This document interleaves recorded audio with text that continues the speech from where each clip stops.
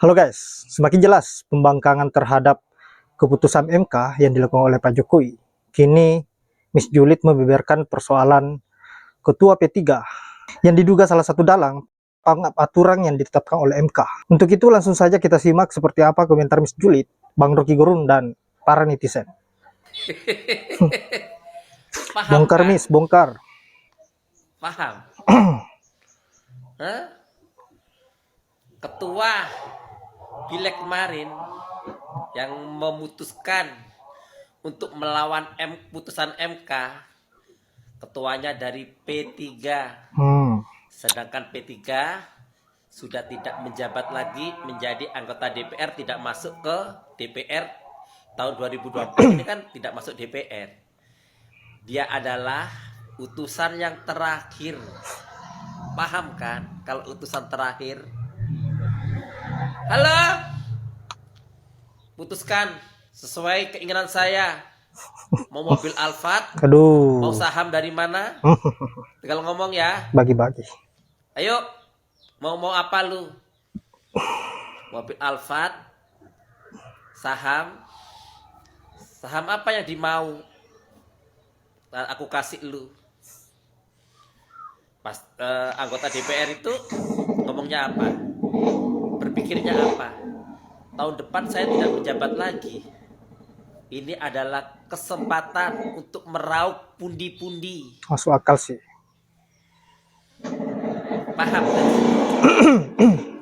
Makanya aku udah bilang jangan menyoblos anggota DPR. Nanti tahun 2029 cobloslah presiden aja. Jangan mencoblos anggota DPR, mau dari partai manapun, jangan dicoblos. Paham? Salam waras. Sangat memalukan bahkan di mata internasional kalau sesuatu sudah diputuskan oleh Mahkamah Konstitusi maka itu berlaku segera dan pada saat itu dan tidak boleh ada penundaan. Sekarang ada upaya untuk memanfaatkan menteri yang baru, menteri Hukum yang baru itu untuk mempersiapkan peraturan pemerintah pengganti undang-undang Perpu. Perpu itu hanya boleh diterbitkan dalam keadaan darurat. Nah justru undang-undang yang ada sekarang itu yang sifatnya darurat yang dibatalkan oleh Mahkamah Konstitusi. Jadi komunikasi-komunikasi yang sedang dibuat antara istana dengan DPR itu menunjukkan ada konspirasi baru untuk mengkhianati konstitusi itu. Jadi sebetulnya bersiap-siaplah buruh, bersiap-siaplah mahasiswa, masyarakat sipil untuk bikin benteng supaya kita bisa bikin garis. Kami ada di wilayah konstitusi dan Jokowi dan DPR ada di wilayah yang inkonstitusional. Jadi ini lucunya kemampuan akademis kita udah kita kerahkan, semua sifat kejujuran sudah kita ucapkan, tetapi Jokowi tetap menganggap bahwa dia harus benar, dia harus menang tuh. Dan tidak mungkin ada manusia yang berakal sehat di negeri ini yang ingin meloloskan seluruh ambisi Jokowi. Hanya itu yang mungkin kita bisa pesankan pada teman-teman pers juga tentu akan mulai melihat bahwa pemberitaan tidak boleh lagi dianggap netral. Di pers harus memihak pada apa yang diputuskan Mahkamah Konstitusi. Tentu ada semacam cover both side, tetapi yang lebih penting adalah menentukan sikap. Jadi agenda setting dari masyarakat sipil harus juga dibaca sebagai agenda setting dari pers yang berakal sehat.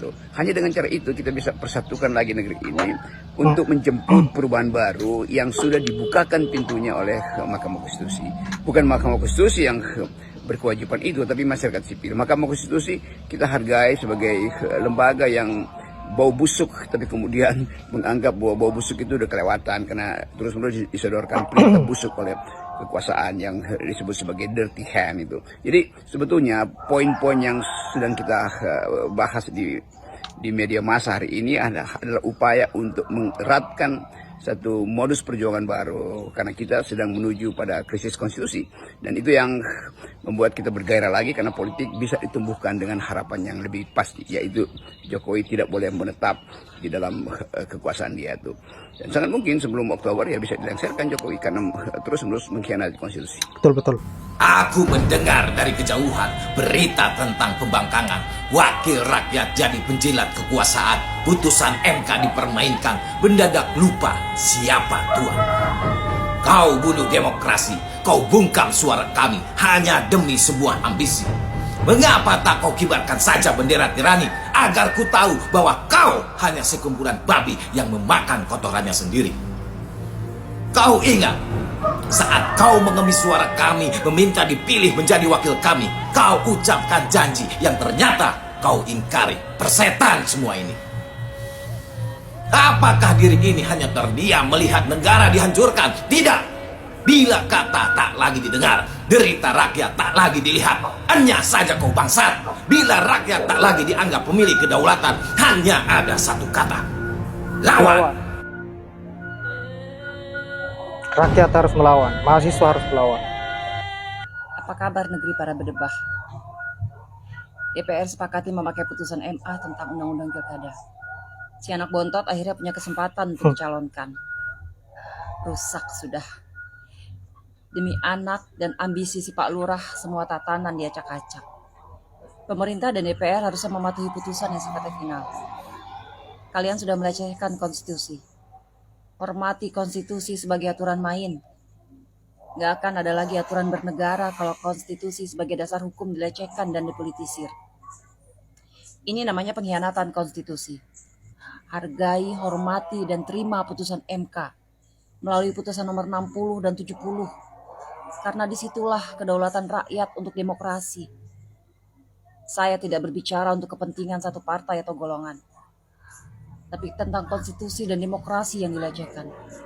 Demokrasi kita sudah dikebiri. Apakah kalian masyarakat Indonesia yang masih waras akan diam saja? Lantas mau sampai kapan kalian diam saja? Kritikku ini khususkan buat Bapak Presiden Bapak Jokowi. Kemarin saya sudah mendengarkan pernyataan Bapak tentang Joni yang tidak lolos seleksi TNI karena kurang tinggi badannya. Kata Bapak harus mengikuti sesuai aturan. Sekarang kembali ke anak Bapak yaitu Kaisang Pangarap dan tidak lolos di MK. Kenapa Bapak tidak mengikuti aturan? Katanya Bapak harus mengikuti aturan. Kenapa sekarang diotak-atik di DPR? Masyarakat itu tidak bodoh, Pak. Kami mengerti maksud dan tujuan Bapak untuk memenangkan anak Bapak.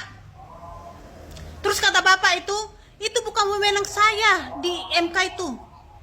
Perlu Bapak tahu ya, tanpa bisikanmu tidak akan mungkin itu terjadi mengotak-atik di DPR. Yap, efek si bungsu, negara jadi hancur. Aturan-aturan diacak-acak oleh orang tuanya. Dan rakyat semakin dibuat resah. Kalau seperti ini terus, lama-lama Indonesia betul-betul akan seperti Bangladesh. Aduh, mengerikan. Dosa apa bangsa ini sehingga mendapatkan cobaan yang begitu berat seperti ini? Diberikan pemimpin yang betul-betul hanya berpikir persoalan kekuasaan dan keluarganya tanpa berpikir bagaimana kesengsaraan rakyat. Sangat miris. Baiklah sahabat-sahabat, saya kira hanya itu. Terima kasih sudah menyempatkan diri untuk menonton, dan buat sahabat-sahabat yang berjuang hari ini, baik itu turut aksi dan menyuarakan di seluruh media terkait dengan apa yang menjadi kebobrokan yang dilakukan oleh Pak Jokowi dan kawan-kawannya. Tetap semangat, semoga kalian sehat selalu. Dan saya akhiri dengan ucapan wallahul muwaffiq ila aqwamit thoriq. Assalamualaikum warahmatullahi wabarakatuh.